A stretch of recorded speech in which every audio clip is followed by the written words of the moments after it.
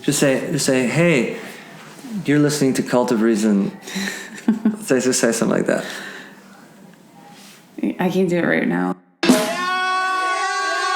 I believe virtually everything I read, and I think that is what makes me more of a selective human than someone who doesn't believe anything.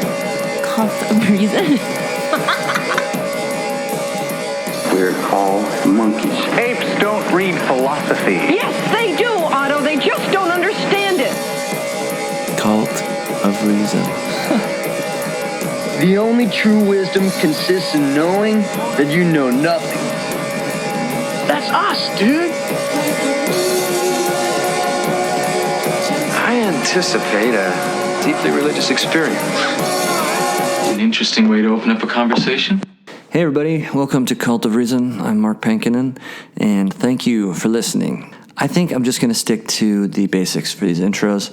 I tried to be funny a couple times doing this, and it was just a complete disaster.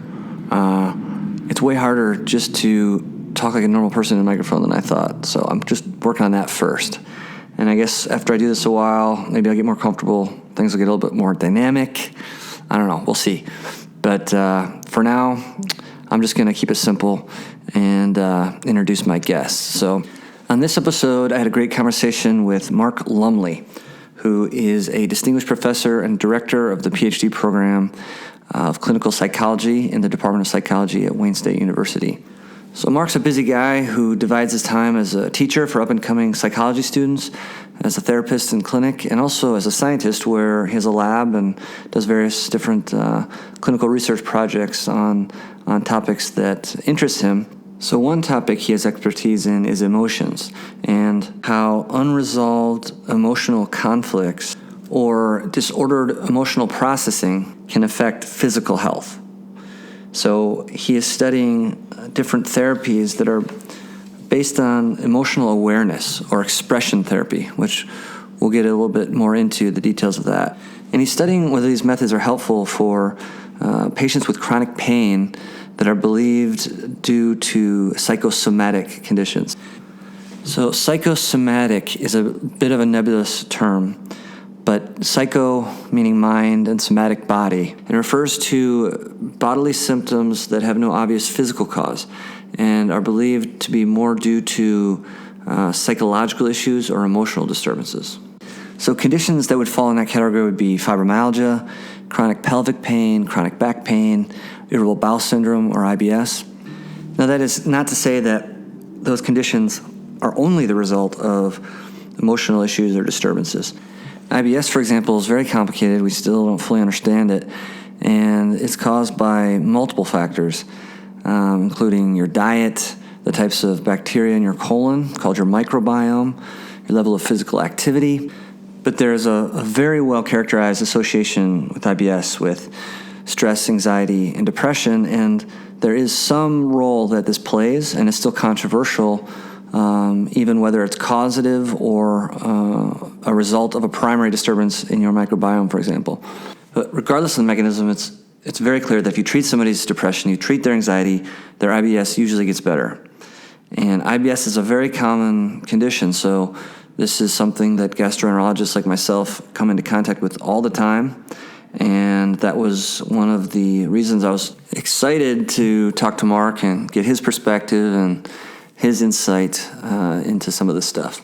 I also just love psychology in general, and it was fun just picking Mark's brain on different topics that popped up in our conversation. And I was pretty stiff in the beginning. I was kind of nervous. It was only the second one, and it was in the morning. It was like 9:30 in the morning, and I much preferred doing this over a couple beers at night, but with our schedules, this was how we had to fit it in. So I think I started loosening up more about halfway through. Mark is an extremely articulate guy, very knowledgeable, and obviously loves what he does. And it's good to know that he's out there and there's somebody like him training these up-and-coming psychologists, because they're in good hands with him. And he's a really nice guy. I had a great time talking to him.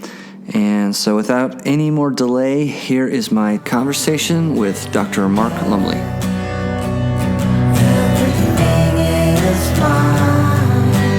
You've got your good things, and I've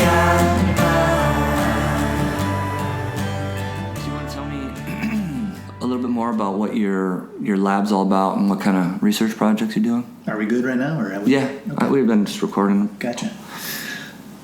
So my key interest is what role emotions have in health problems, especially symptom disorders. Not so much cancer, heart disease, and that sort of thing, but the huge number of problems that drive folks to their primary care doc or their GI doc or whatnot. Symptoms of pain and discomfort and fatigue and those sort of things. And for years, the field has recognized that these symptom experiences aren't random. They show up in a subset of people in the population. And a big risk factor for that tends to be people whose lives have been troubled in some ways. So childhoods have been bad, abuse or neglect or victimization of some sort. Adult relationships are sort of messed up in some way. Mm-hmm. And in some way, shape, or form, those experiences somehow lead to or contribute to or precipitate or perpetuate symptoms, physical symptoms. And do you think the mechanism of those traumatic events causing chronic pain is similar to the mechanism that causes, say, depression in those same people? Or is it, you think, a totally different paradigm or pathway? I think there's going to be some overlap. I'm not a neuroscientist, so I'll venture some guesses here. Mm-hmm. But the neural pathways that are activated in pain experience share a lot of the substrate with those that are activated in emotional experience. Mm-hmm. Whether emotional experience is a sense of rejection in a social realm or anger that's been just bubbling beneath the surface or something. Mm-hmm. And so there's actually some people who think of pain as actually an emotion, as mm-hmm. a brain-generated state, subjective state that's experienced bodily that mm-hmm. motivates behavior, mm-hmm. usually withdrawal and shutting down. Mm-hmm. So I have a feeling, and there's probably some predisposition, some subset of folks who are predisposed to experience their distress with pain rather than just in some purely emotional state, like depression or fear or whatnot. Yeah. And what subset of people, say with depression, don't have any early trauma? It's purely a imbalance of neurotransmitters. And you can't pinpoint any specific problem or emotional trauma they had when they were younger. Yeah, I mean, there's plenty of folks who don't have clear trauma and still end up with symptoms of various sorts, depression or anxiety or panic attacks, bulimia or chronic pain. I think our field, psychology, has made a mistake. We shifted from 50 to 100 years ago. We focused a lot on intrapsychic issues, in-the-mind issues, conflicts that you might have, rivalries among siblings, need to be perfect or accepted or loved by others, attachment issues with parental figures. So it's internal struggles over our own sexual desires or aggressive desires, and what do we do about expressing or not expressing those? The field for years focused on that. And would that be the more kind of Freudian tradition, cognitive behavioral therapy? Yeah, Freud gave rise to it. Cognitive therapy actually was a detour away from that. Oh, okay. So the original psychoanalytic or psychodynamic people focused a lot on what's going on in the mind, conflicts and the way that we deal with those conflicts. Around Vietnam War time, psychologists were both trying to divorce themselves from that focus on internal things you couldn't quantify. And then the Vietnam War shows up with people having post-traumatic stress disorder, which was actually labeled as a definitive disorder around that war. And they said, the real issue is not what's in your mind, it's what happens to you externally. The battle you go through, the rape you experience. And so the field shifted from what goes on in the head to what goes on in the environment that might trigger some reaction, a post-traumatic reaction. Mm-hmm. And so we've been focused only on thinking about, tell me about the bad things that have happened to you, but not actually examining what are you struggling with. And when you talk to patients, what you'll find is that there's a huge number of actual things that wouldn't count for post-traumatic stress disorder or a traumatic event in childhood or even in current life, but they're often still struggling with what I actually call conflicts. Talked to a guy recently whose daughter, who's now a young adult daughter, a great source of shame for him because she's been in legal trouble, drug trouble, relationship difficulties, and he's tied up in knots about her experience, how he feels as a father, And what was most troubling to him was he had trouble saying, part of me wishes she'd never been born. He couldn't get that out of his mouth because what kind of a father would I be if I didn't wish my daughter were here? But when he finally was able to say that out loud, he had this great reduction in his pain. His headaches started to disappear, his neck pain was gone. And he felt this great sense of relief, but it had been bottled up within him. So what do you call that for that guy? It's not a traumatic event in terms of some external thing happened to him. It's more of a source of conflicted shame and anger. And those sorts of things are really quite common. But they take some digging to be able to find those. And what do you attribute that sense of relief to? So it translates into physiological relief, just that not having that burden of not admitting to himself the true nature of his guilt and interpersonal conflict. Part of it is not admitting to himself. Part of it is being able to say out loud to somebody something that one has kept secret. And then, of course, if the other person accepts it and validates it, it helps a whole lot as opposed to shames it further. What's going on mechanistically that would give rise to reduced pain is a great question.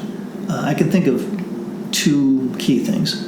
One of which is there's probably a peripheral change, like muscle tension decrease. You'll see people's shoulders will drop as they release tension. They become more flexible. So I think there's a shift in muscle tension.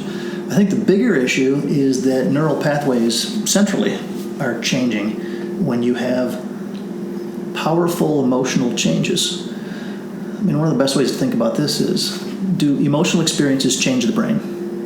Heck yeah, they do. Hopefully after this interview, your brain and my brains will be different than they were, beforehand, because we've had important experiences. If we ask people what are the most powerful memories they have, they're almost always emotional and usually negative emotional experiences. Those are the things that get burned into our neural pathways as life lessons, as things as danger signals. There's got to be an evolutionary reason for that. It's just amazing how you could have 10 great things happen to you and then one bad thing, and that's what you'll remember way more than all the good stuff.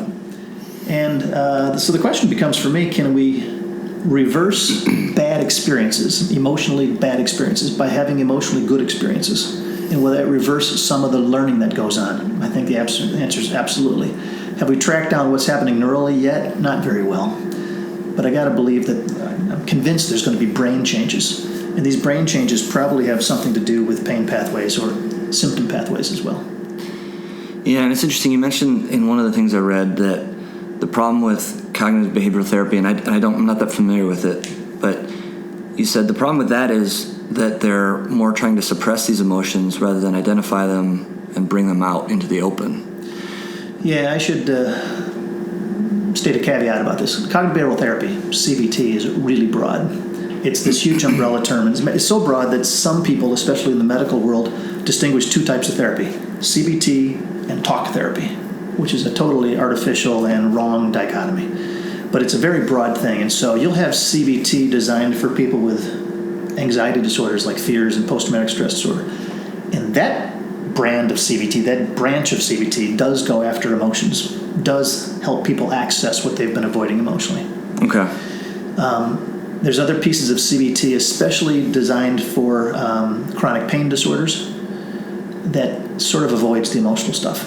So my colleagues, and I have many, who do CBT for chronic pain and headaches and gut problems and fibromyalgia and the like, those folks are focused on helping people manage their symptoms by calming down their body and their mind, by regulating themselves and their behavior, by changing upsetting thoughts to not upsetting thoughts. So mindfulness, that would kind of generally fall within CBT? Yeah, mindfulness is a tricky piece. It's worth talking about. It's some people think of it as sort of another wave of CBT. Some people think of it as different. It sure is popular right now. Everybody's talking about it. Everybody's doing it. I see mindfulness. Let me distinguish mindfulness from meditation. Meditation is one technique to get one to mindfulness.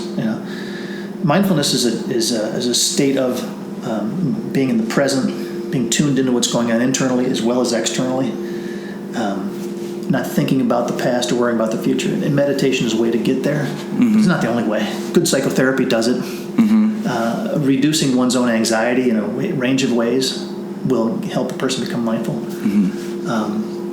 So meditation has become really popular right now, and my best take on meditation is that it's a good skill to have, a good technique to use. It's a broad brush technique that covers a lot of ground. Some people who do it have much better access to their emotions they've been avoiding. Some people don't. Some people experience it as a relaxation only or a distraction. And others just have trouble getting into it because they're high energy, ADD. Yeah, it really seems to be personality dependent, like a lot of things like hypnosis. There's just certain things that predispose some people to be just rapid induction. They're into hypnosis. They have all these deep revelations of their early childhood and emotional, experiences, whereas other people just can't quite, go under. And I've been reading a lot about placebos. I just read this book called Suggestible You, I think it's called. And it's the same with placebos. Some people respond more to placebos than others. And it's actually very interesting. They found that there's an enzyme, COMT, catecholaminomethyltransferase, and it's responsible for scavenging up dopamine. And there's one position on the enzyme that can be either a methionine or a valine, and it's encoded by a single codon within the gene. And whether you have that methionine or that valine there dramatically influences how efficient this enzyme is. And so if you are homozygote for methionine, which is the least efficient, you have excess dopamine kind of floating around. And those people are hyper responders to placebo. And if you have two valines there, then you're very efficient at sweeping up the dopamine, and you have much less of a placebo response traditionally. And most people, 50% of the people have equal of both. But it's really fascinating to me the interplay between actual neurotransmitters, molecules, electricity going on in the brain, the actual physiology of the brain that is pretty much, and I'm sure you agree, or there's no evidence against this, that the brain works like every other organ in our body. It's just we don't know as much about it. It's much more mysterious. But at the end of the day, it's electricity, it's molecules encoded by our DNA interacting, and how those translate into emotions. And something like depression or anxiety is still so mysterious. Yeah, it is a great mystery. How do we even have? The brain is prepared to have certain fears, evolutionarily significant things like snakes or fire or clothespins. How do we inherit that? Well, at least it makes sense from survival, like evolutionarily. You have to be afraid of a snake if the snake can kill you. So we've developed patterns of seeing the twig off the trail and being able to quickly determine whether that's a twig or a snake, and to fear the snake because you need to stay away from the snake. So those feelings of fear keep you. The people with a healthy fear of snakes passed on their genes more than the people that had no fear of snakes and got stung, bitten, and died before they could reproduce. So at least that fear makes sense to me. Yeah, it makes absolutely. But depression, how does depression have any evolutionary purpose, And is it just how much of depression, at the end of the day, with all these conflicts and all the different reasons, you could be depressed, whether it's a short-term death of a spouse, whether it's sexual abuse as a kid, whether there is no cause, it's just an imbalance of these neurotransmitters. Is the final step in the pathway always some imbalance of serotonin and other transmitters, regardless of the inciting event? Or do you think that there is some cases of chronic pain or depression independent of an actual neurotransmitter imbalance? I think we need to back up a step and think critically about neuroscience. So let me suggest, I think we've been seduced, science is seducing us, the lay culture is seducing us into seeing the brain as the cause. But the brain is also the outcome. Learning, experience changes brain. So you've got this cycle going on. Experience changes brain leads to experience. And most everything we hear in the popular press and even most science tends to say, well, if we can just reduce it down to its ultimate cause, which is going to be something about brain chemistry and electricity. I don't agree. We have to remember that we can change brains. But are we changing that chemistry that you're talking about that you don't agree with? So by changing the brain through experiences and learning and therapy, by that change of the brain, isn't that ultimately going to be the stew of neurotransmitters that the brain needs to elicit consciousness and all of our emotions? It's possible, if we ever get really good at understanding all about the brain, that we could have 100% prediction of psychological states or behavior. Mm-hmm. That's a long way off, I think. I'm also going to leave room for emergent properties or something bigger than, something more than neurochemistry. We know that social. So a lot of people like to. The question is reductionism. Can we reduce social experience, psychological experience, everything down to neurochemistry? Right. I don't think so. I think there's going to be explanatory power. If we're trying to explain a psychological state like depression or pain or whatever, if we're trying to explain behavior, we'll never be able to explain it fully just looking at brain chemistry. I think there's going to be power of other sorts of variables, including social and psychological variables. That's my best guess right now. It is seductive to think, though, we'll have it all figured out if we just understand brain processes better.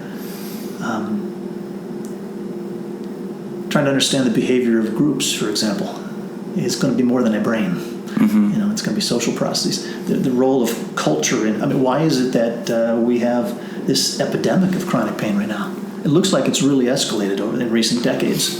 Yeah. Whereas some of the stuff that Freud and others saw back in the 1800s, the conversion disorders, are nearly gone. Right. What happened there? So, to me, that seems. I'm wondering with, like I mentioned, reading the book about placebo, so it got me thinking from that angle more, and the flip of the placebo with the nocebo, and how powerful placebos are, and how you can see neurochemical changes in the brain when you give somebody a placebo, and you see actual physical changes based on the expectations, starting in the the CNS, and translating into physical changes that you can measure. And the nocebo is the flip side of that, where this one study I saw just blew me away. They did it in Japan, where they took 10 people with severe poison ivy, and they took each of their arms, and they said, on the left arm we're going to rub poison ivy, and on the right arm we're going to rub this leaf that doesn't have any active chemical. But they actually switched it, right? So they actually rubbed the poison ivy on the right arm and the inert substance on the left arm. And something like 8 out of 10 of them broke out in the rash on the arm that had the inert leaf. Mm-hmm. Expectation rule. Expectation, yeah. And so because that is so powerful, and I think science is getting a little further along in measuring that and understanding it, to me it seems like a lot of chronic pain, a lot of depression could be a nocebo of sorts. Mm-hmm. So you have certain experiences that prime you to expect to be sick or expect to have pain, and your brain is very good at making that happen and making it an actual physiologic reality. So it's got a bad connotation. Oh, it's all in your head. You're crazy. Which I completely disagree with. It's an actual real physical phenomenology, but it's starting with the brain and the expectation of being sick. Yeah, those examples are fascinating. The one you've just described, for example. The notion that it's all in your head is one that we should probably tackle. Because you actually said two things. You said it's all in your head, you're crazy. And those things need to be split apart. Right. Much of it is in your head. Right. As in, the brain is in your head. So I actually like to tell that to patients when they say, "You telling me it's all in my head?" Well, we could actually get rid of your pain right away if we do a brainectomy. Mm-hmm. So that's where your brain exists. And the brain is the key organ of many of these symptoms. You're crazy is a very different issue. Actually, one of the ways to help patients is to normalize it. I like to share, and most of the colleagues I know who do this work share their own personal story of how their psychological experience affects their body or their symptoms. And so you have a story like that, and people will, their defenses drop, and they'll be more open to hearing your story. Mm-hmm. If I could encourage physicians or other healthcare providers, it would be share a brief story that makes yourself human, and then you connect with your patients, and patients will be less defensive. So the first thing I think about there would be, they traditionally are big about boundaries with psychotherapy, and you don't think that's like crossing over those healthy boundaries of. I'm fascinated by all the sort of crap that we've inherited in our history and our professions, much of which is not good for outcomes. Boundaries are really driven by fear.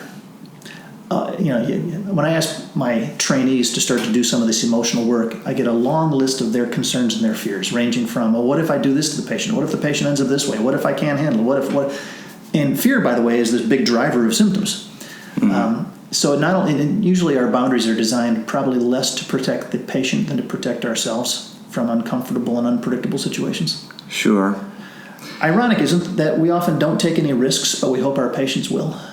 Right. But there's a practical level to it, too. I mean, if you took all your patients out to a beer and spent 6 hours with them, really developing a relationship, and, that probably would help. Because I think, a lot of the therapeutic effect of a lot of therapy is just having, the caring physician who you feel really cares about your symptoms and is helping you, and you develop a relationship. And that's consistently been one of the most positive outcomes with IBS is patients that feel that they have a relationship with their physician. So you could kind of extrapolate that further and say, well, yeah, if you took that further and you became their close confidant and friend, you may have even better outcomes. But you can't practically do that as a physician. I mean, you can't. You obviously can't take that on. So I guess there's a happy middle ground that you got to find. Yeah. The modern day practice of medicine or psychology tends to have a number of legal and practical constraints and financial constraints. Yeah. But I actually think there's probably more things we could do, even in the short term, even in the office, that would be effective. I'm struck by some physicians who've pulled themselves out of the mode that I've got to crank out 12-minute patients and see 40 of them over the day, to I'm going to be in another environment where I can actually spend a little more time. Mm-hmm. For example, adverse childhood experiences, the ACEs study, it's a list of 10 negative experiences during one's growing up years. It's a brief questionnaire that can be used. And it is a great predictor of all sorts of bad outcomes in adulthood. And there are some settings that are incorporating that into their screening. And the clinician... Can I give a guess at what the 10 would be? So yeah, go for it. Death of a parent. Yep, absence of a parent, actually. Yeah. Sexual abuse. Mm-hmm. Some type of severe medical problem when you're a kid. Not for the self, actually. A medical problem of a parent or a sibling. Yeah. So the list, I don't have the complete list off the top of my head, but there's neglect, loss of a parent, somebody in jail, drug abuse in the home, violence, punching, hitting. Divorce, would that count as? I think that's a piece of it too, yeah. But these, you could add up these things, a simple yes or no checklist. And the more people say yes, the more years later they're having every problem under the sun, quite honestly, including heart disease. Yeah. What would be interesting is the patients have these things. Many times we don't know. I went to my own primary care doc the other day, and for something relatively minor, and her assistant screened me for depression with the 2 core questions about depressive symptoms. Didn't ask about pain. And they used to. There was this movement for a while to do get a quick pain rating from all patients. Mm-hmm. And I said to her, "How come you're not asking about pain?" And the primary care doc said, "I guess we don't want to know." Because the minute a person says yes, we have to start doing something about it and not sure what to do. Don't have the time. That was a very honest answer. It's an honest answer. I said, "You asked me about depression." She says, "Yeah, well, we have some things we can do about that. We have some medications we can use, or I can make a referral to somebody pretty easily." Mm-hmm. I thought it was an interesting statement about culture in medicine. But it would be interesting, I think, to set up our clinical settings. And I would love to see, by the way, psychologists in more primary or specialty care settings, because they could do the work up front rather than, when a medical provider makes a referral to a patient to go elsewhere and see somebody, it almost never works. The data show only about 10% of the time does that suggested referral work, mm-hmm. if the person is located in some distant place. Yeah. If they're co-located, it's much more successful. If they're integrated into a practice, it's even more successful. And physicians are probably not in the best position due to the financial costs and the time constraints to do some of this work. But nurses could. Yeah, it's tricky. So there's 2 things. So if I see a patient with IBS, maybe I'm not an expert in screening for depression, but I had some experience in medicine, and I can usually have a pretty good feel for it. And I can either identify depression or suggest that they talk with their family physician about whether they're depressed, or if I identify depression, I can then refer them to a psychologist to consider therapy and medication, whatever it might be. That's a little less tricky. What's very difficult is when somebody has pain, chronic pain or IBS, some type of somatic symptom related to, I'm going to call it depression. I know you wouldn't want that word, but some disordered emotional processing or something going on. Good. As a gastroenterologist, to breach that subject with the patient in a way that doesn't offend them, that so basically what I'm asking is, how would you recommend, I have an IBS patient who I've been seeing for 6 months. They've changed their diet, they've increased their exercise, they've worked on some familial interpersonal relationships, and they're really not getting much better. And I think that a lot of their symptoms is an underlying psychological primary process. How should gastroenterologists broach that subject with the patient? Because these people tend to be also very defensive about that. And the idea that this pain, you tell me it's in my head, like we started talking about, I feel it, it's in my, how could it possibly, you're telling me I'm crazy, you're telling me I'm depressed. What's the best way for a gastroenterologist to address that? Yeah, that's a great question. I'll make some tentative suggestions because I don't have a clear answer to that. As a general rule, when you're working with anybody, and this could be your roommate, your spouse, your patient, and you're afraid you're going to trigger defenses.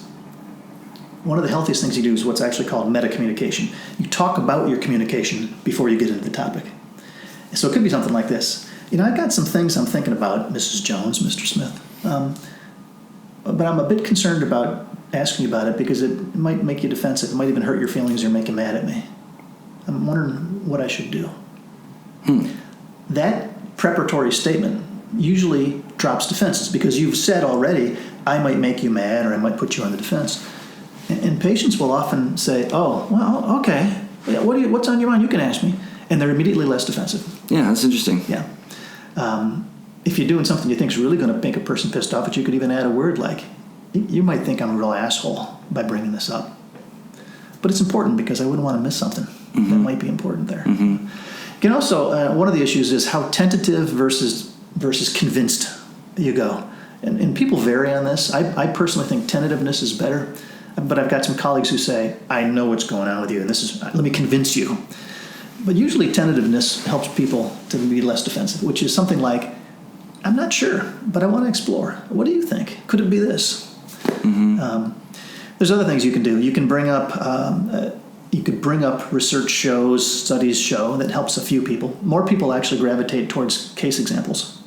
I've had a few other patients, and they have similar blah, blah, blahs, or they have a background which reminds me of yours, or they have symptoms. And what we've discovered with them is, because when people hear another patient, especially if it's a sort of, like, I've got this other, you don't give a name, of course, but something that sounds like a real person, they'll say, I'm not alone.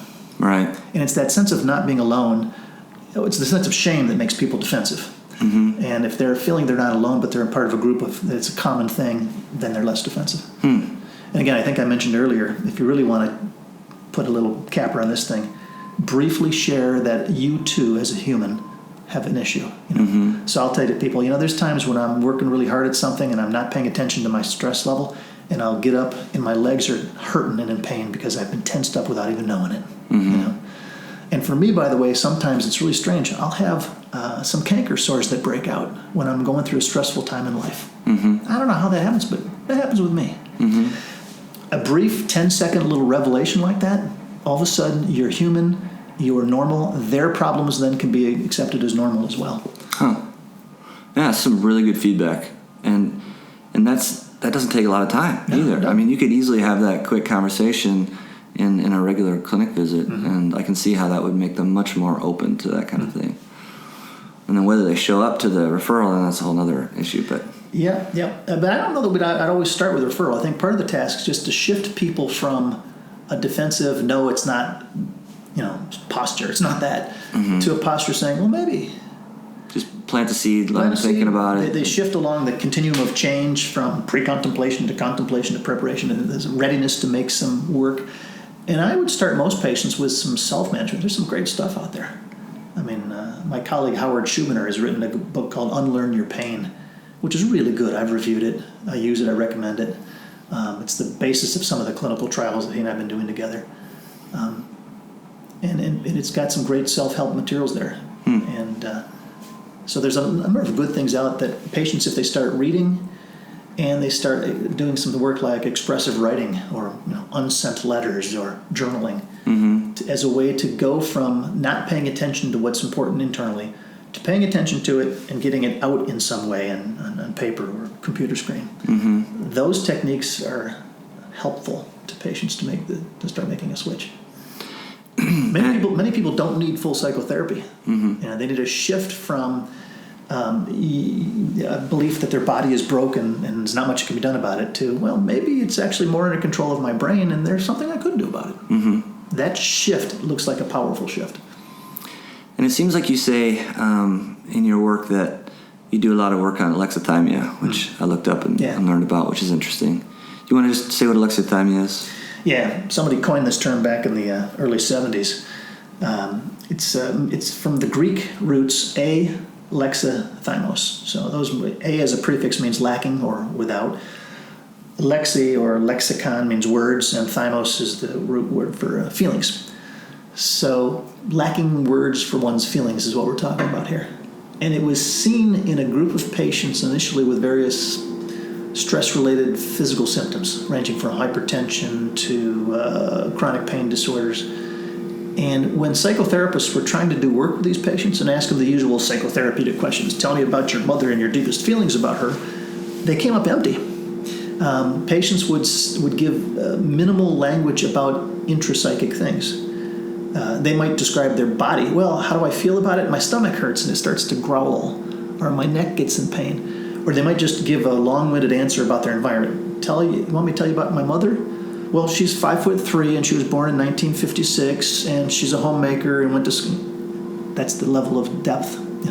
Or they'll talk about, they just give really vague terms about their internal state, like, well, I just feel stressed, doc, bad. So they have a hard time describing emotions, but isn't that I was trying to think, that's kind of a difficult thing to do in general, like how, and I did take an alexithymia exam. I looked up what the most widely regarded one is. I forget the name of it. I was going to Toronto alexithymia. It was the Toronto one, yeah. And I don't have alexithymia. I was actually pretty high from the score there anyway. But trying to describe anger or trying to describe sadness isn't necessarily that easy. I mean, I wouldn't say, how do you describe your anger feeling that, oh, my head feels hot and I have a headache? I wouldn't do that. But describing anger still would be kind of difficult, I think. Yeah. It's not so much really nuanced, sophisticated language about what anger means. It's more of a introspection capacity. When you ask a person about important psychological things, what sort of answer do they give? Do they give one that shows some sort of internal thoughtfulness and reflection? That includes talking about things that drive them. It includes using some words that reflect more specific emotions rather than just vague global states. And it turns out there's a set of people who have difficulty doing that. They preferentially talk about external things or their bodily symptoms, and they get confused. I think the best word is sort of confused when pushed to explain themselves. Might be the best way to think about it. That's really interesting and counterintuitive to me, because I've always thought and heard that people that are more prone to depression tend to be the introspective types. And the more you live inside your head, the more likely you are to have those types of outcomes. And the people that are extremely extroverted and more in the moment and less in their head have less rates of depression and anxiety. Is that not true, or is that just a different subset? I think you're true. I think that is true. The literature on alexithymia is really complicated. It tends to correlate positively with depression, but that might be a bias when you have people report their symptoms like depression and report on a self-report scale how bad they're doing, the deficits they have. They tend to correlate. This is a huge problem in much of our work, is that people's self-reports correlate positively because of an overarching bias towards saying good things about themselves or bad things about themselves. So I'm depressed and I don't know what I'm feeling. are correlated positively with each other because they're both self-reports of bad stuff. So there's a bit of a problem in our methodology of assessing these things. But you're right. There's, the depression, by the way, we would probably ought to tackle that a little bit because it's come up a dozen times so far in our conversation. A couple of thoughts. First off, depression is probably an end state with a number of different processes that lead to it. There's some good evidence that there's at least two major psychological types of depression. One that's linked to loss of close relationships. It used to be called anaclitic depression, usually where there's some sort of separation or loss or attached relationships. You see this in grieving, you see this in divorce, you see this when people have lost some sort of core connections. Is that both acute and chronic, or is that more of a short-term type of depression? It can certainly be chronic, as in months to years. Okay. But the trigger is related to I've lost something. And this is a common type of depression. But it's different than what's sometimes called the word slips my mind right now, but it's sort of a perfectionistic and guilt and shame-based depression in which people feel like they're not good enough. And this sort of depression is brought about when people fail something or their sense of value and their competence has been challenged by some sort of struggle they've had. And this sort of it's both called depression, but it looks quite different. It's also harder to treat. Leads people more often, I think, to take their lives because they've got shame connected with it. But anyway, so there's these two different types of depression. I bring this up because we tend to think of depression as this monolithic thing that is. We need to think about different types of depression or different pathways towards depression. We also need to think about whether depression is the problem or a proxy for a problem or just a symptom. And I actually see depression as more of a symptom of something important going on and not the problem. We might assess it because it's easily reportable by many people. But I actually think that we need to think more sophisticatedly about depression. It's not the only thing. It's a proxy for other problems oftentimes. And we haven't mentioned anxiety much at all. But there's a number of us who think that that fear is, and anxiety is a manifestation of that, is more core to chronic pain and other somatic disorders than depression is. Depression is complicated because you could have a chronic pain problem or IBS problem and life then starts to suck and life becomes difficult and you become depressed because of a lack of positive reinforcement and withdrawal. Depression then becomes just sort of an outcome of having a bad thing. Right. Anxiety is probably a bit more pre-morbid for a lot of folks. It's a driver of, because fear of my body, fear of not being able to take care of things or being in control, fear of the stuff I don't want to deal with in my history, the emotions, the memories, and the relationships, fear-motivated avoidance of important people to engage or places to go. For many of these disorders, life becomes constrained because fear is at its core. I don't want to talk to that person. I don't want to go there. That bothers me whenever I bring it up. You want me to assert myself to my boss who's, no, I can't do that. I got a secret. I'm afraid to share it. Very common, but we often don't explore that. But that's really there a lot too. So I'd put more money on fear and anxiety as a driver of a lot of these things. And depression is more of an outcome of hopelessness and lack of positive outcomes and lack of activation in life because of the constraints related to the condition. So I'm actually more interested in fear and anxiety as a driver, and depression is more of a signal that this thing is beating you up. And I keep getting stuck on, I don't want to dwell too much on the reductionism stuff and that, but how do you differentiate? There must be some cases of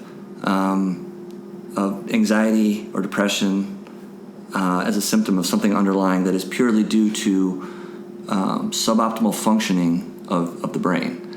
And, the classic example people give to try and decrease the stigma of starting antidepressants, for example, is, well, you have a pancreas, and in some people, it doesn't make enough insulin. You have antibodies that destroy the certain cells in the pancreas that make insulin. You don't have enough insulin, you get diabetes. You got to take insulin.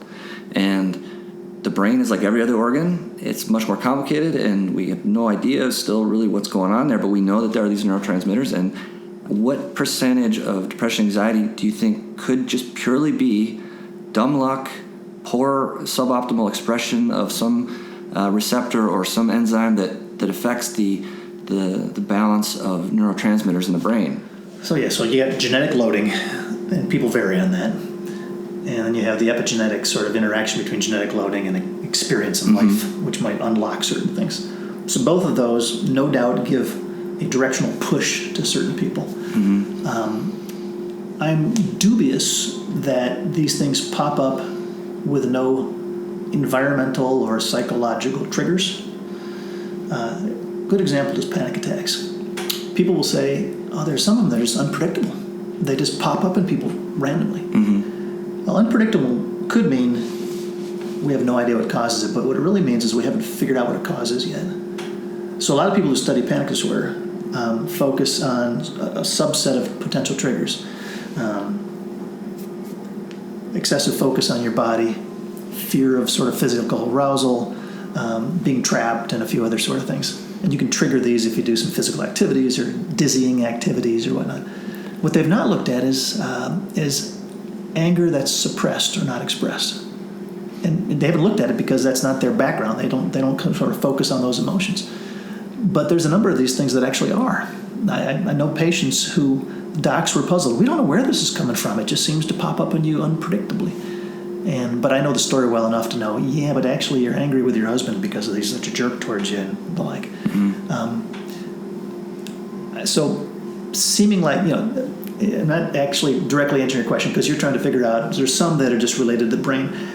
Mind you, I think every psychological experience has brain correlates, everyone. I mean, if I ask you to smile right now because you're loving this conversation like crazy, go ahead, smile. Thank you. Hold it for 60 seconds and your brain will be different than it was 60 seconds earlier. It will be.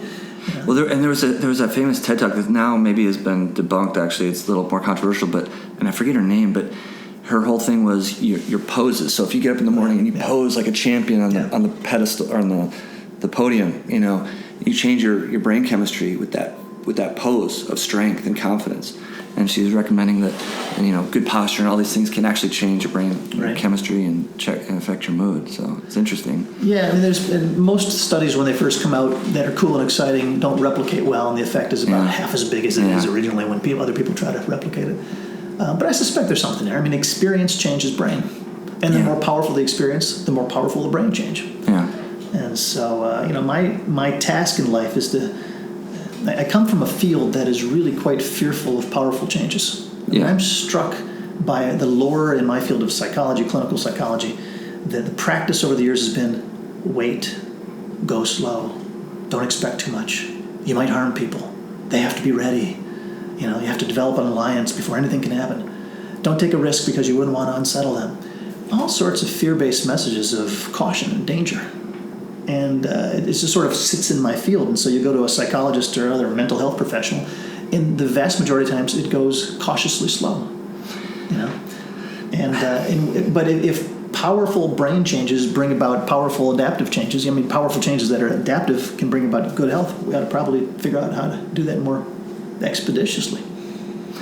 Yeah, I think the idea of first do no harm is a good one, but you can't take it too far, and you can, I guess, limit yourself if you're... First do no harm. That may be true for physicians in your Hippocratic Oath. You don't think it applies to psychologists? Actually, the psychology code of ethics, and I play this game because I have a little slide when I show audiences of psychologists, like, first, blank, blank, blank. It says, everybody answers do no harm, and I'll say, yeah, but that's not us, that's wrong.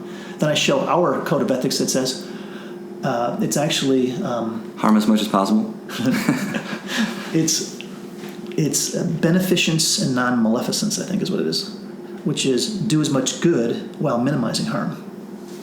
First, do as much good as you can while trying to minimize the harm. But isn't also the road to hell paved with good intentions too? I mean, you can certainly have the best intentions, and especially when you're dealing in a field that I think anybody would agree is so much is unworked out. It's still, such a mystery that I think having a little bit of a healthy sense of caution is good too. But Without caution, we can destroy things, right? With too much caution, we make sure that we don't create too much good by not doing much at all. I mean, the safest way to avoid openly doing harm is to not do anything. Though that can be harmful. I mean, how many people are left suffering because nobody said, let me take more of a powerful risk with trying something, even though it feels risky or it feels uncomfortable. I mean, if I hear one more of my trainees say, if you're comfortable, Mark, you can do, actually talking to their patient, for example, maybe that's actually the wrong thing to say. Whenever you're comfortable, if you're comfortable, I actually think probably discomfort is where growth happens. I mean, if I were to ask any of us to think about important growth we've experienced in life, you can bet it wasn't necessarily comfortable. Sure. But we keep thinking, no, I only want to do things that you feel comfortable with. It's probably the wrong message. Yeah, no doubt there. With the primal scream therapy that was going on in the 70s, is that related to kind of getting out your emotions and addressing that? Is it the same? That was the idea. My best guess is it's sort of a naive initial attempt to do something right. If you find people who are afraid to raise their voice too much, and by the way, it's a fascinating little experiment to do. How loud can you go? Even saying the word no or hooray or whatever. Hello. And you'll find a set of patients who's like their voice maxes out at a certain volume that you know is not biologically a constraint. It's a psychological constraint. I don't want to get too loud. I actually want to help those people get louder. Yeah, which is sheepishness and being reserved, overly. Especially if they have to say something that's powerful, like "don't do that anymore," some other language that would set a healthy constraint on others. Yeah, a lot of our patients have real difficulty doing that powerful assertion. A fun exercise that I do all the time is to help patients break through that voice barrier and behavioral barrier, because if you ask them to hold that posture or to do something with their arms or their face, or use a language like a swear word or something that's powerful, you'll find the fear generated in a lot of patients. Some patients will say, this is making my pain worse just thinking about doing it, which is a fascinating demonstration that just thinking about doing these emotionally powerful things activates your body, and you activate your brain, and then you feel it in your body. Yeah. So if it's a emotional processing disturbance or inability, I guess you would expect that certain things in that spectrum of, like, say, autism, for example, or Asperger's, would have higher rates of chronic unexplained pain because they lack those emotional intelligence. Is that true? Do you see that? It's a great question. I don't know the data on that, but I think it's going to be more complicated than just doesn't deal with emotions. There needs to be some conflict and awareness set up about that says I'm avoiding it, I think. I don't know for sure, but I would be reluctant to transfer knowledge about emotional processes from the typical patient who's got IBS to an autistic person who seems on some superficial level to also have a difficulty with emotions. But there's a lot of other stuff, a lot of other ways that it's so much more complicated than that. It's tough to, also, the converse example of, it is true, I think, that if you did an emotional intelligence assessment, you would find almost none of the chronic pain patients are highly emotionally intelligent. And I would think people that rank highest on emotional intelligence scales, I would think would have much, much lower rates of chronic pain.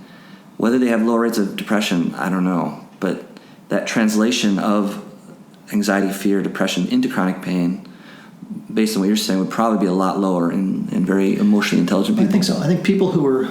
Emotional intelligence is a big construct with lots of little pieces to it.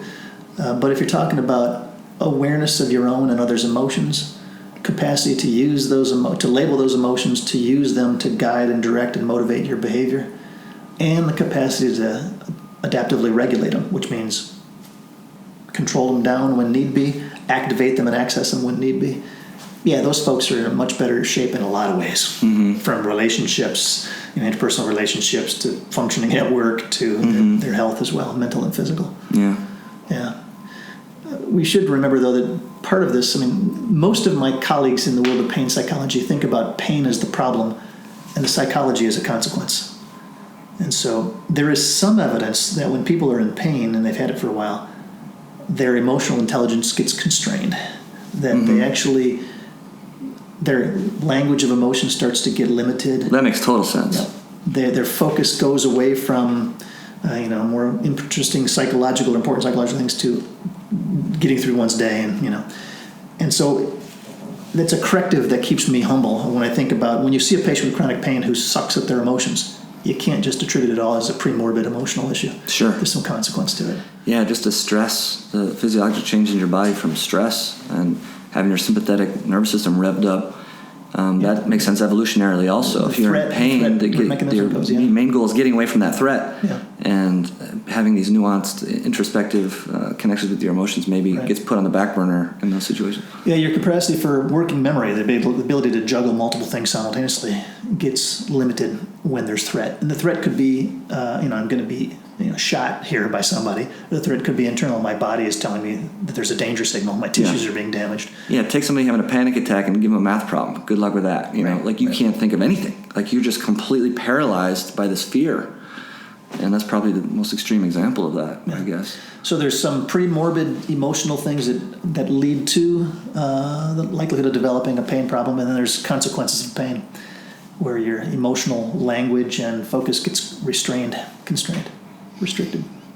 Have you ever had any patients that you're treating for chronic pain with a central etiology that turns out they had some rare organic cause of pain that was missed? That's also something that's... Yeah, it's one of the big fears, and it's like, shoot, if I were to miss that and the person's got a tumor growing somewhere or got some other sort of thing. I had a humbling experience years ago in my internship where I saw a patient in hospital who was anxious and sort of pacing, and I said, he's probably anxious over his health, his upcoming surgery and such. And I completely missed the fact that he was on a medication for vomiting that had a side effect of nervous agitation and pacing, changes medication, and he cleaned right up. I was ready to do all sorts of great psychotherapy with the guy. That had been a mistake. I don't know that we have a good answer to that question. There's plenty of patients who don't get better that we try to work with. And so the question is, do they have some other sort of condition, ranging from they don't have the risk factors we're targeting to they got something else that's driving their condition. Sort of lump them into a readiness sort of thing. They're not open or willing. And mechanism sort of thing. I'm targeting the wrong risk factors, the wrong mechanisms. They've got a type of depression or type of pain that doesn't respond to, that's not driven by these things I'm targeting. Yeah. Or there's something else that's occult or something that's really quite different, and I've missed it completely. And most of the time we just don't know. I did a big clinical trial with fibromyalgia, and there's about a third of the patients who came out of this emotional work we were doing saying, I'm a lot better. I'm much better. I'm very much better. Which was higher than our control condition and higher than cognitive behavioral therapy, by the way. And but that's only about a third. There's a whole bunch of patients who weren't. And so I tried to think through as I listened to all of their sessions, because I listened to the audio recordings of these group sessions. And I asked my therapist to try to help us understand the people who didn't get better. What's up with that? There were very few people who said, I don't believe in this stuff. I can think of 1 out of 78 patients who said, going after emotional things, that's bad for us all. You're trying to put us back in it's in your head category. And most patients said, I can see the relevance of this.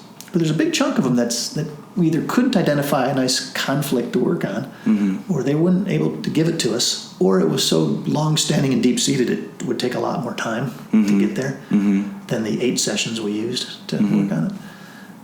8 1-hour sessions? 8 hour-and-a-half-long small group sessions led by a psychologist. So 5 to 7 having the group there, that's such a crazy variable. That's just, the group dynamic is such a big part probably of the therapeutic or lack thereof response, right? Yeah, it is. It's fascinating for conditions that are stigmatized.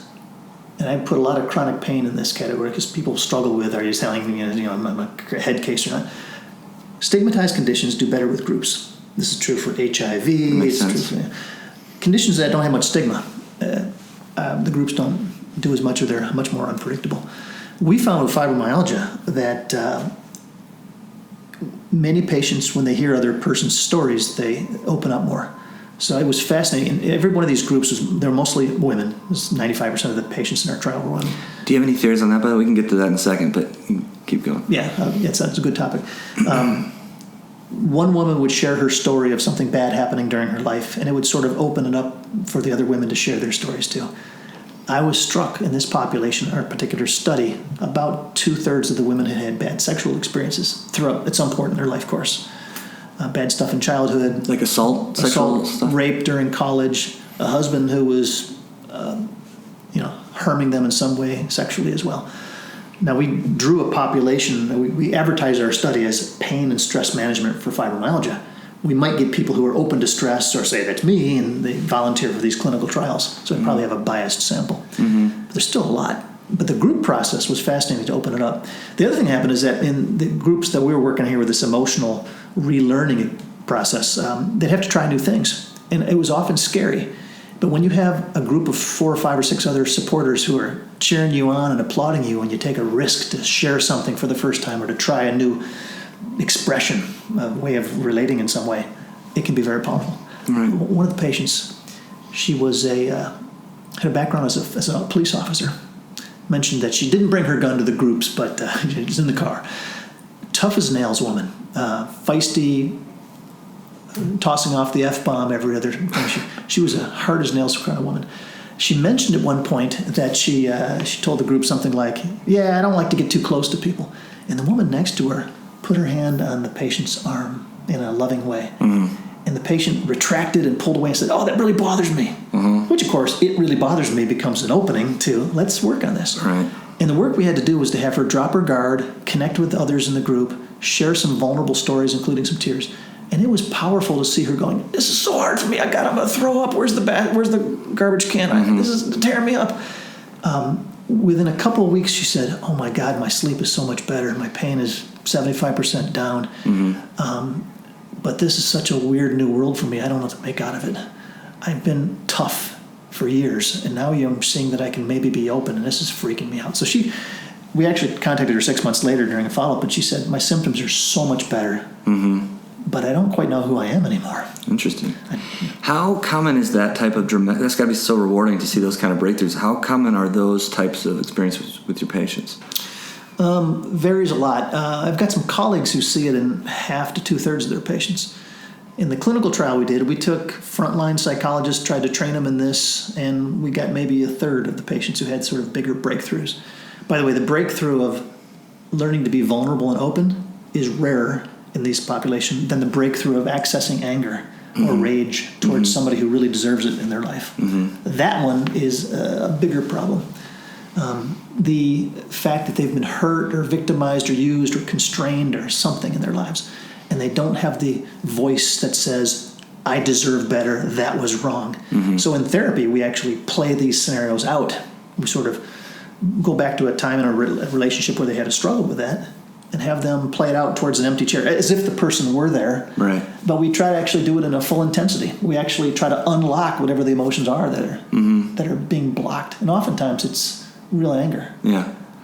I read that that's your paradigm of how you do that intervention. And I was trying to imagine myself doing that. I would have a hard time. Like how much time is it usually? I'm guessing it takes some time before they finally loosen up and really go at it with their full, because I'm sure they're shy and nervous. Yeah. So we do several things, one of which is to stand with them and model it. So instead of just saying, "Go for it," as a therapist, you say, "Let me show you how. Maybe try this language on for size. Can you get a little louder? What do your hands want to do right now?" And so you sort of set a real scene where the person is supposed to activate it. But you can also go back and have them retell part of their story. "So what happened when your dad came home and used to beat your mother? Where are you exactly?" "I'm hiding in the closet. I can hear my dad doing this." No. They'll say, "My dad would come home and do bad things to my mom." "Can you make it in the present tense? Tell me the story again as if you're going through it right now." "My dad is doing this," and all of a sudden you can see the emotion welling up. But the kicker for us is to put a new ending on it. We call it re-scripting, which is instead of just saying, "What happened to you?" I sat in horror and fear and took it. Part of you wanted to do something. You wanted to fight back. You wanted to stop it. This 13-year-old girl who used to listen to her drunk dad beat up mom, in her reenactment of this, she actually had power over her dad to get him to stop. in reality, she sat as terrified in the corner, trying to hide from it all. Right. So try to create these things. It goes faster than a lot of us think.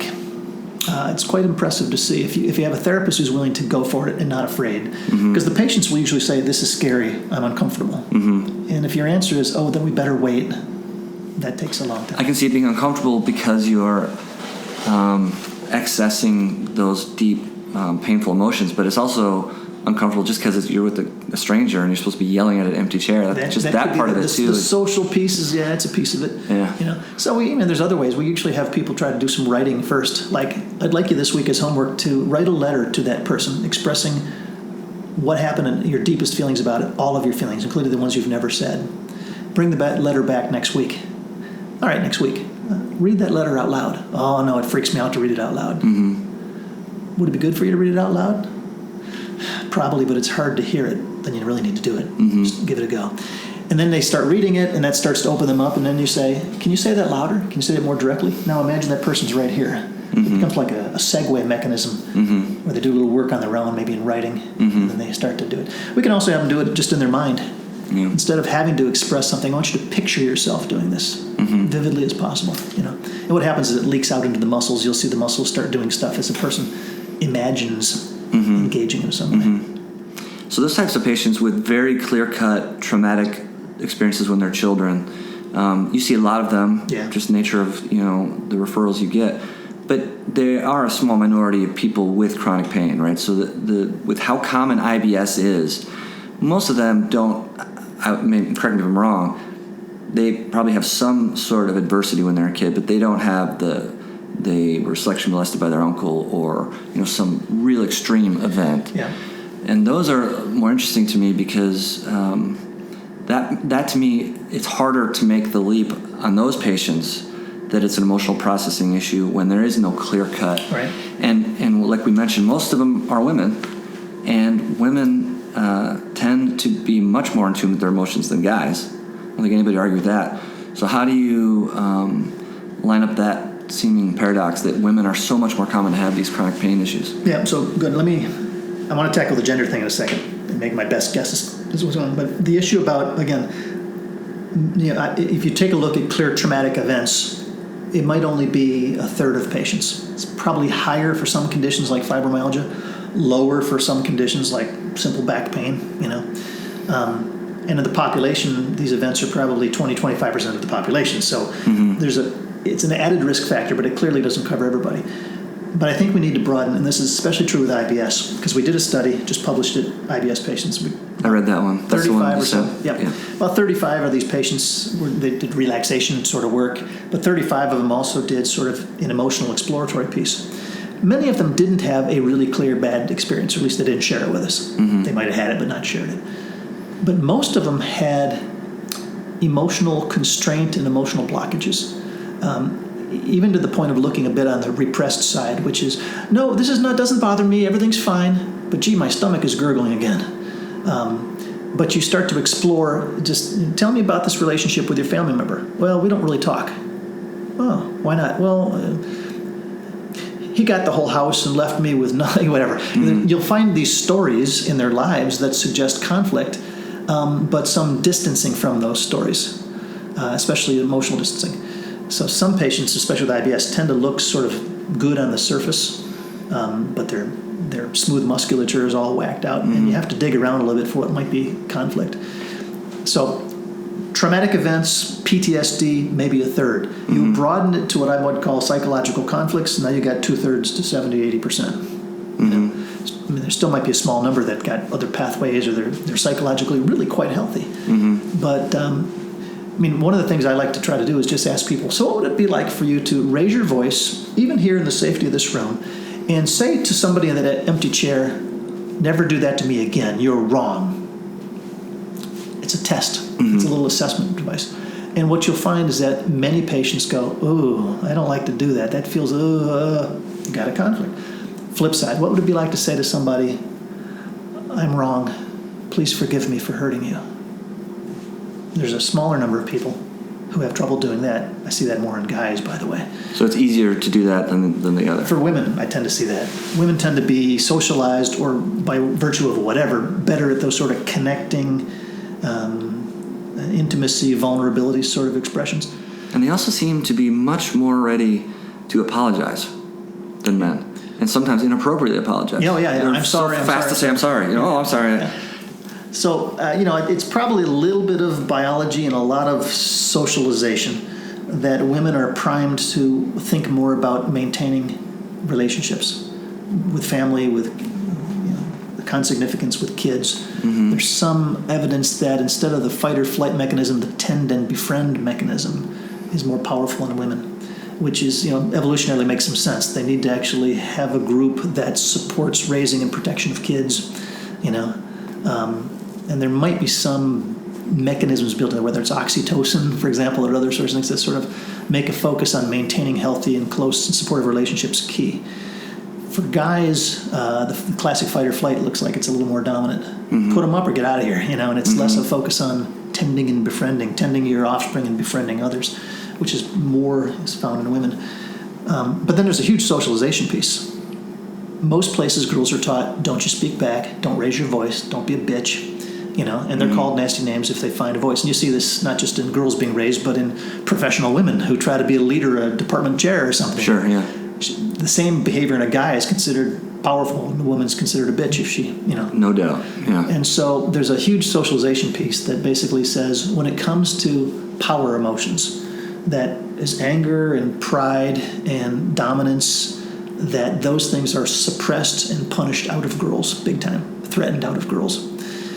And because I actually think that makes it the most powerful set of emotional experiences, the sort of anger package, and it is the most conflicted one, and therefore the one that we need to help people access the most. And women, on average, have a much more difficult time finding that voice and that expression. Mm-hmm. And they're much more likely to turn it inwards and say, no, I shouldn't, it's me, I'm guilty, somehow I failed, or I deserved it. The number of date rapes or sexual assaults is huge, especially on college campuses. Many of the women will struggle and do the self-blame thing first. Mm-hmm. And our task is to help them actually blame him, mm-hmm. and point the finger at him and find that voice within them that wants to fight back in some way. Mm-hmm. So one of the reasons that women might have more of these various somatic conditions we're talking about is because of suppressed and blocked anger. Appropriate, righteous, adaptive anger is more commonly blocked, and that seems to be a big culprit. You mentioned earlier it's very common, I'm not good enough, that whole conflict. Would you think that that's more common in men for similar social constructs, as far as men being expected to dominate, be the breadwinner, and all the masculine traits that are imposed on or used to be, maybe not so much anymore, demasculinization of society, but you think that's more common in men, that type of origin of... Yeah, there's a big chunk of that. The whole hierarchy, dominance hierarchy stuff you see happening with men a lot. The comparison about how I'm doing relative to my resources and everything else, my capacity to be cool or do other important things. And what's interesting is guys tend to do more acting out when they have these issues, more behavioral stuff. Whether it's behaving in a powerful way or trying to fight back or aggressing or retreating, leaving. There's all sorts. It tends to be more behavioral, or using substances or those sort of things. Whereas women tend to have the more internalizing conditions, the depressions and the anxieties and that sort of thing. Guys, are there some other sort of biological things? I don't know enough about the biology of gender. I mean, there's a weird thing. In fibromyalgia, for example, for some unknown reason, women are more likely to have tender points, where you put some pressure with your thumb on a given region of the body. Does that still hold up, the 12 to 18 point locations in the pain? You have the pain there, you have fibromyalgia, but if you have it in other places of your body, it's not fibromyalgia? So it turns out that was a problem, and that the requirement to have those tender points has been eliminated from the diagnostic. It never seemed to make sense to me. Partly because it was soon recognized that all parts of the body tend to be sensitive, not just those magic locations. And those things tend to be a little more sensitive for some reason, but the whole body tends to be sensitive. And doing the actual test was completely unreliable. People did it in all sorts of ways. I can imagine, But for some reason, men don't tend to have as much of those tenderness when pushed in various parts of their body. They can have widespread pain. And so the changing definition of fibromyalgia from the American College of Rheumatology from need to have these 11 of 18 tender points to eliminating those things and just having widespread pain and some other symptoms has increased the number of men with fibromyalgia a lot. And it'd be interesting to see what that brings us, because most of the research on the older definition has been largely female samples. What about chronic fatigue syndrome? Would you put that in the same category? Probably not. Though I'll have to admit, there's a part of me that's a bit afraid to as well. The world of chronic fatigue is really controversial, with very strong patient advocacy groups that are trying to demonstrate something peripheral is going on that's been not identified. And in Europe especially, this is true. I've got colleagues who've been driven out of doing research on chronic fatigue because patient advocacy groups have been threatening them. I stay away from it too, in part because I don't want to deal with those issues, but in part because I think it's probably more complicated in some ways. The overlap of chronic fatigue and a lot of these things is high. The comorbidity is 50% with that and for fibromyalgia. And I just don't know if the other thing that many people with chronic fatigue have some sort of fever, low-grade fever. That is not just a subjective symptom. That's a sign. Right. And it tells me, fevers just don't usually pop up, Are these like subclinical fevers or actual? Yeah, they're not 104s. They're low-grade fevers that they maintain. I don't know a ton about chronic fatigue, so I don't want to speak too much about it. But I have a feeling it might be more complicated, more different variations of pathways, variability among the patients who have it in terms of what might be going on. We make a mistake, I think, whenever we say, here's a condition, depression, fibromyalgia, chronic fatigue, and try to find the thing that's going on. There's increasing recognition of heterogeneity in all these populations. Yeah. People with fibromyalgia, it's an end state that has some similar symptoms to it, but there might be multiple pathways to get there. Some people have more of a genetic loading. Some people have more of a psychosocial loading. Some people are post-infectious illness. Others are post-injury, and others it just shows up after stressors. So I think we probably have to become aware that defining syndromes by a constellation of symptoms that tend to covary doesn't mean the mechanisms that get you there are all the same. Right. We touched on it a little bit, but it's interesting how much a role just culture, society is involved with this stuff. I mean, I don't think there's any doubt. Yeah. And I was in Nicaragua once for like a medical mission, and we got deep in the jungle, and we got to interact with this indigenous tribe. They only see Western world like once a year when we show up with our backpacks and like have some antibiotics and stuff. And the guy that was our liaison with that tribe actually developed a relationship with the shaman.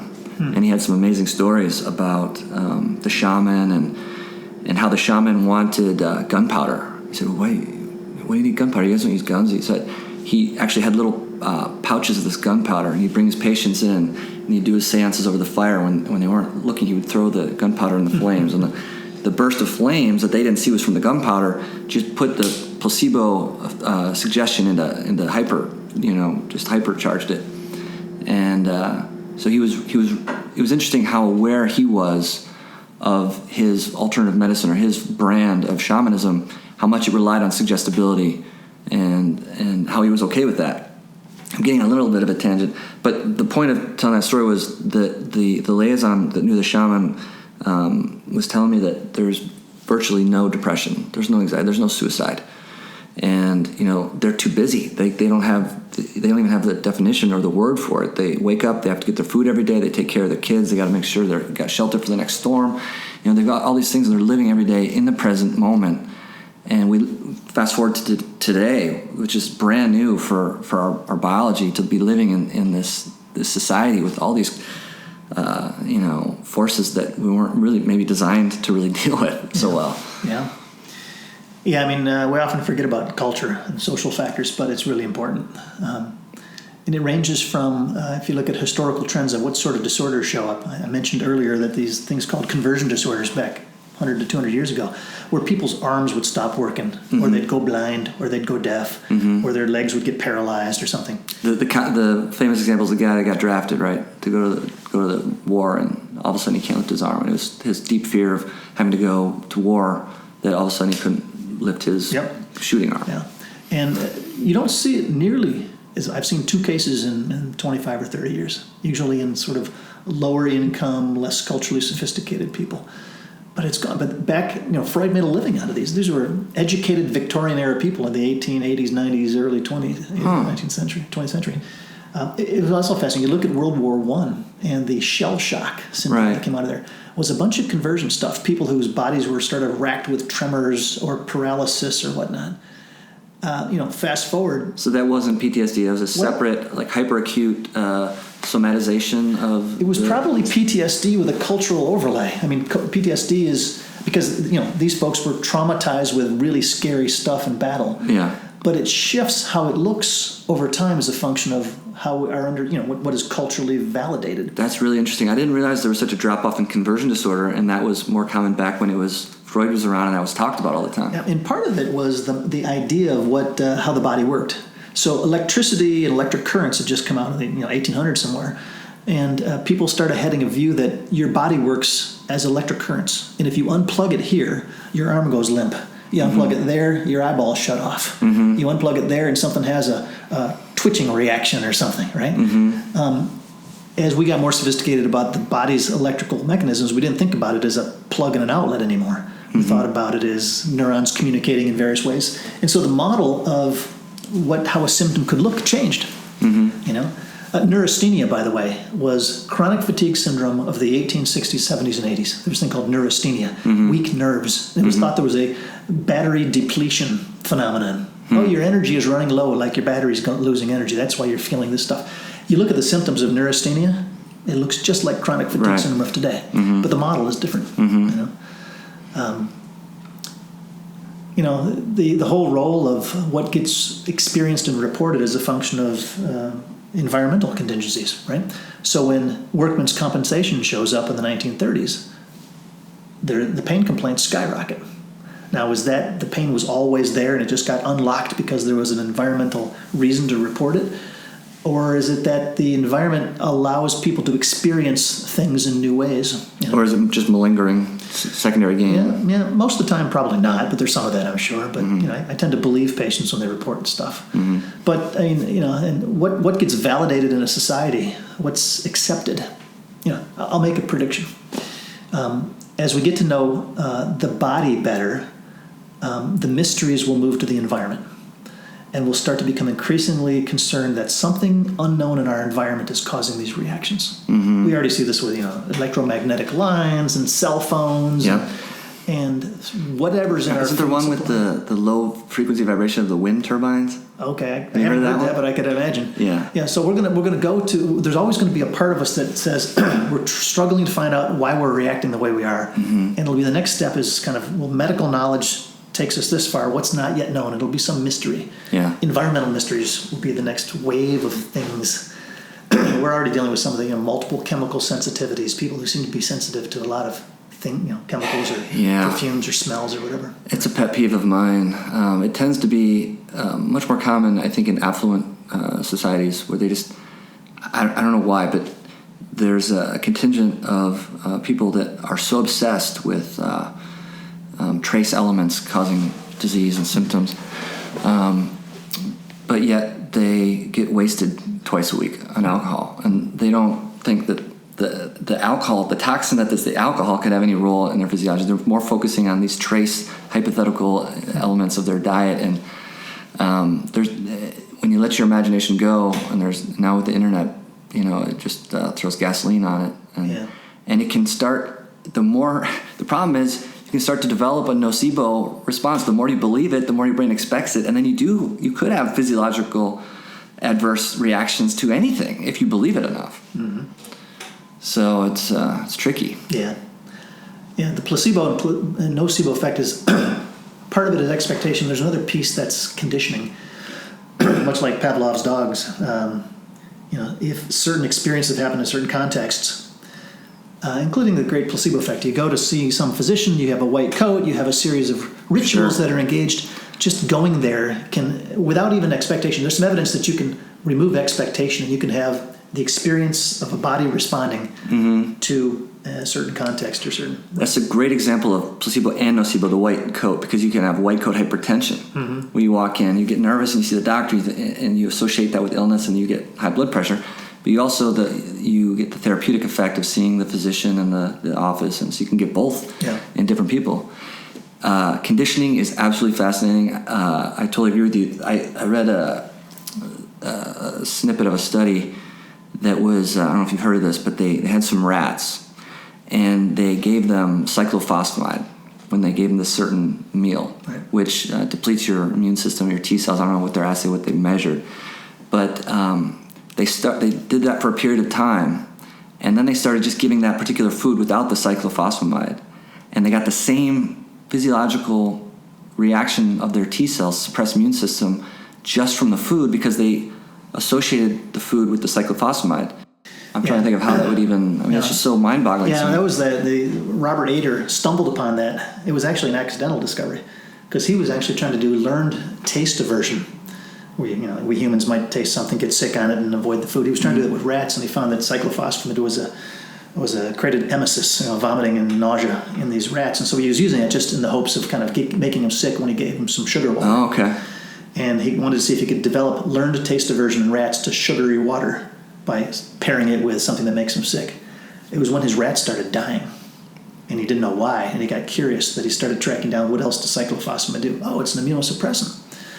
Didn't know that. I wasn't using it for that reason, but because it was immunosuppressant, it was killing off some of his rats. Okay. And then he got wondering, could I be classically conditioning immunosuppression? And so he set up a number of elegant experiments to pair the cyclophosphamide with sugar water, and then after some pairing, just give the sugar water by itself. And he found that their immune system was being suppressed just in response to tasting sugary water that had been paired with an immunosuppressant agent. Amazing. Yeah, and that he coined the term psychoneuroimmunology. But that's a little bit different than the classic Pavlov conditioning, right? Because in that case, they hear the bell, they get the food. They hear the bell, they get the food. Then they hear the bell, they expect the food, they get the salivary response without getting the food. No.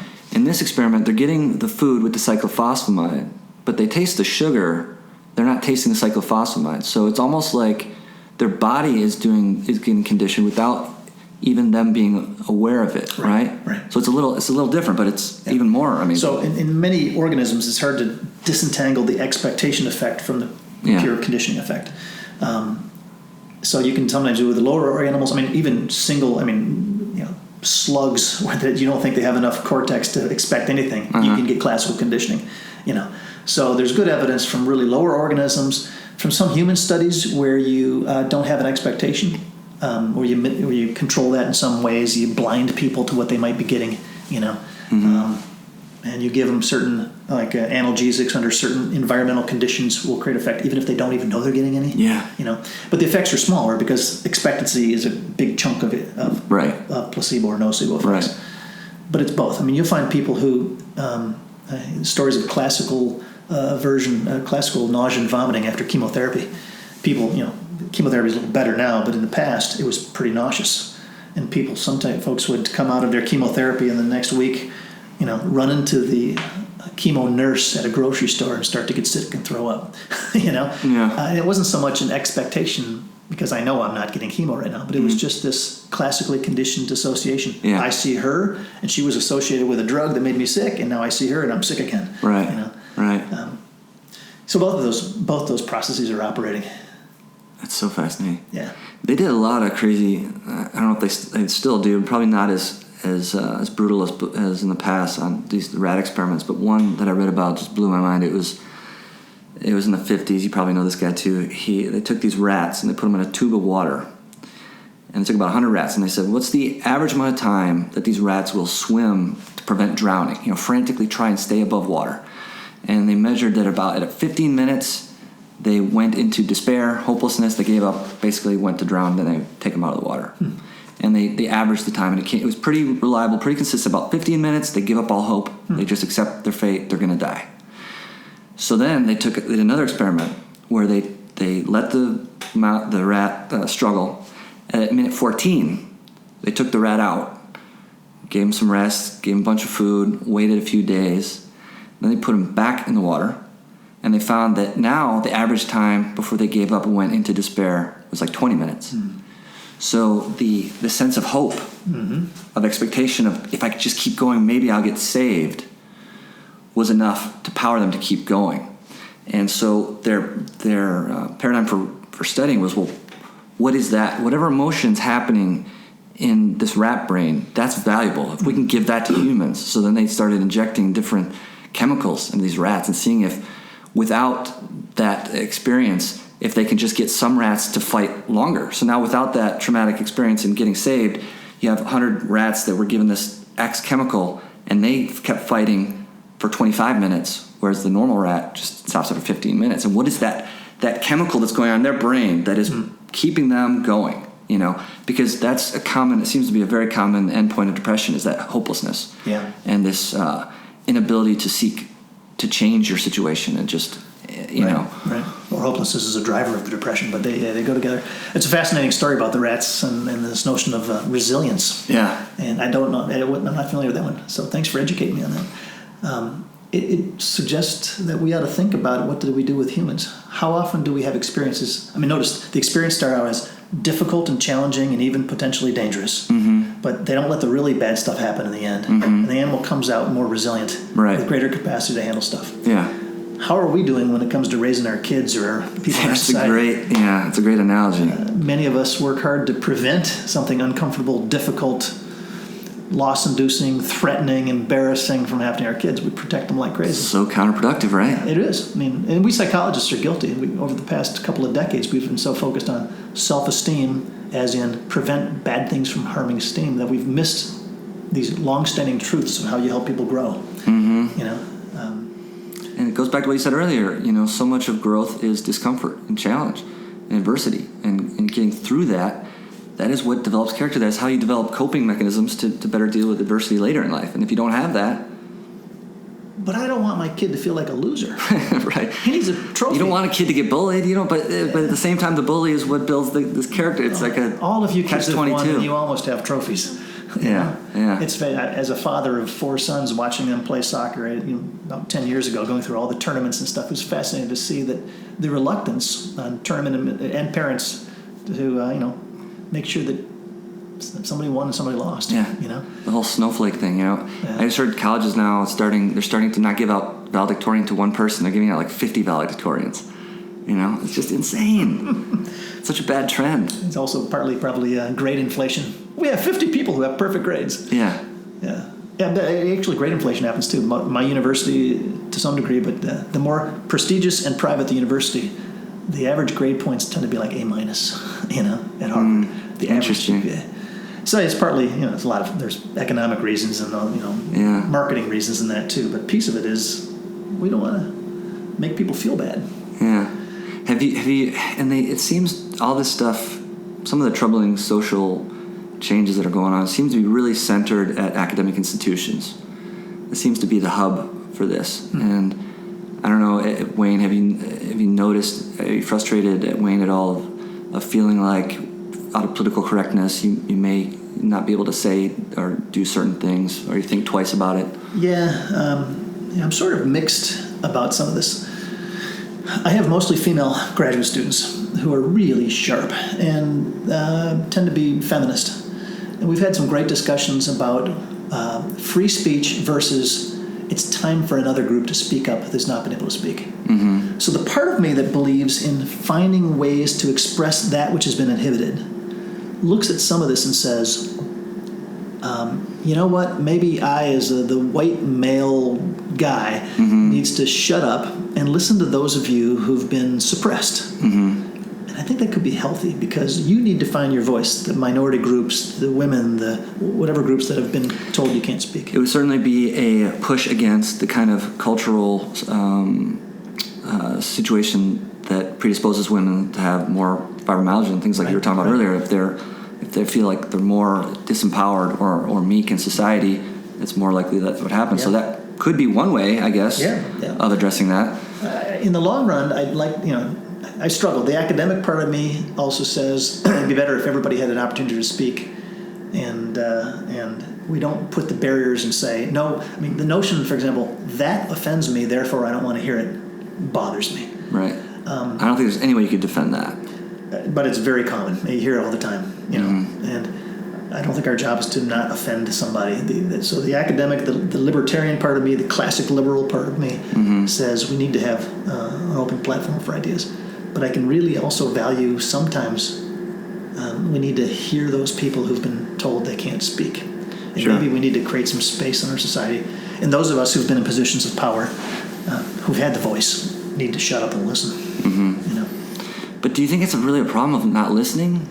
It seems like the position, and I want to do a whole podcast just on this. Like, it's fascinating to me, the gender roles, identity politics, and it seems like they are calling for a fairly extreme reshaping of society from a patriarchal, classic, all of history, to one that completely abolishes any sense of patriarchal influence, and doing so by actively shutting down white men, for example, taking a very active role in trying to level that playing field. And to me, that just seems pretty extreme, Yeah, well, you and I are a couple of white men sitting here talking. Yeah, true. My hope is that changes usually happen, I think, socially, with a strong movement that then retreats and becomes part of a norm or an equilibrium. My hope is that this is not. The end goal is not complete elimination of all structures, but people need to sort of start out strong by saying, "Here's an important issue, and I'm going to rattle the cages and raise the roof on this thing," and then when it becomes part of our, things will settle back down in kind of a pendular way. Yeah. But it's hard going through it. I'm thinking about the most recent election, the presidential election, where sort of white folks who were feeling disenfranchised rose up and had a voice. And I can understand that. But I can also ask myself, is there a difference between groups of people who've been empowered and have lost it versus those who never quite had it in the first place? And there's a difference there, I think. Oh, sure. Definitely underlying different psychological... But it's, so I'm struggling. I'm of two minds about this issue, and I find myself stuck. I want to have free speech, and I want to have everybody be able to share time and space in the dialogue and the discourse, even if it's ideas that are offensive or whatever. On the other hand, I also, as the psychologist in me, wants to facilitate expression of the unexpressed. But those aren't mutually exclusive, right? You can have both. If I can figure out a way to do them both, Like, how is that viewpoint being inhibited or blocked from open discussion? Yeah, I mean, it's that's what the whole Department of Feminism is about, right? Learning about the stuff, and so it seems like there's an outlet to discuss that mindset. The problem is the people advocating for that mindset are shutting down alternative. So my hope is it's temporary while they get a foothold. Yeah. Whatever the group is, and I think that given that there's been a suppression of the voice of various groups, for example, that there probably needs to be some venue that the stage is cleared for those voices to be heard without pushback. I mean, at a minimum, people have to take turns, and the question becomes, how much time do you give each side? Yeah. But I certainly was struggling with this as I hear different perspectives, as I experience it myself. I work with doctoral students in psychology, and I do like to bring up uncomfortable topics when they're a little more senior, when they get close to their PhD. That makes sense. But there's some uncomfortable things in our field and socially that we can struggle with, but I usually give them a warning, which is I want to try to make this a place where different perspectives can be heard, not just mine. Yeah. But I don't don't bring up certain things because it's going to maybe make this person offended or harm some social movement. Well, you're probably the best person to have uncomfortable conversations or lead them, just with your understanding and training with psychology and some of the tricks that you gave me with addressing these issues with my IBS patients. Probably, universally work with discussing difficult topics with people and putting their defenses down, because people get very defensive when they passionately believe in something, and they become very closed off to any alternative viewpoint. And the only way you can have a good discussion is to simmer that part of their emotions down. Mm-hmm. And so I bet your training would facilitate that pretty well. Mm-hmm. You should have a podcast. But yeah, the whole filter bubble thing that's going on is not helpful. You know, it's just like somebody mentioned the other day, how many feminists are taught by non-feminists? You know, it's got to be zero. I mean, the people teaching the feminism courses are feminists, so they're not going to college and getting that degree and getting a well-balanced information on both sides. You're going in and getting basically indoctrinated into one, and that's not unique to feminism. That's a lot of probably different fields, but. And it's not unique to universities. I think most of us gravitate towards people and who support our ideas. Yeah. I mean, we selectively listen to certain podcasts. We attend certain organizations. We surround ourselves with people who are like ourselves, and we live in that sort of bubble. And we're guilty all over the place of doing it. It's actively hard. and passively. So your search results will come back differently based on your history and the web pages that come up, the feeds that come up on Facebook. Oh, yeah. Those are getting manipulated based on your history. And then you have the active seeking it out, so it's compounded, you know. And so ultimately, I'd love to see a place where, you know, freedom of ideas and the ability to share these things are advocated and supported socially, and including things that we find bothersome, that we have enough resilience to say, I mean, I forget who was it that said, the sign of an educated mind is the ability to entertain an idea without accepting it.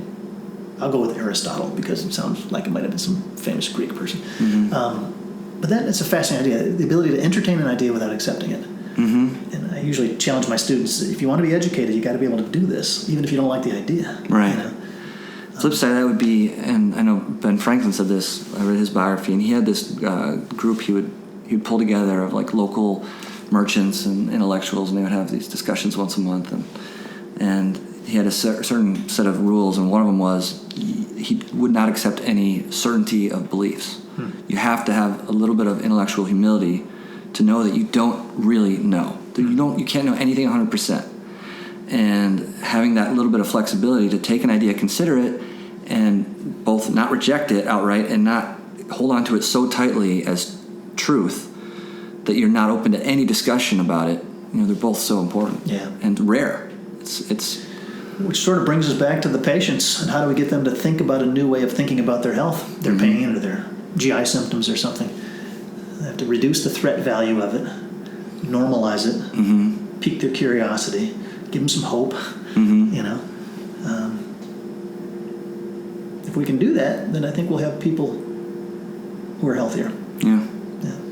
Well, it sounds like, you know, you love what you do, and you're so knowledgeable. I really appreciate you doing this. It was fun talking to you. It's been my pleasure. I hope this is some help for your students, maybe if they listen to it. But it was great for me anyway. I've really enjoyed this too. My first podcast. Yeah. Thanks for a great introduction to the world of podcasts. Hey, my pleasure. So it's great to meet you, and take it easy. I still don't know how to end these things. I don't know, I don't know. Probably hit some button or something. Yeah. Nice little awkward ending there, but I think overall went pretty well. Thanks again if you're still listening, and I got a couple more coming up, so keep an eye out for those, and I'll see you next time.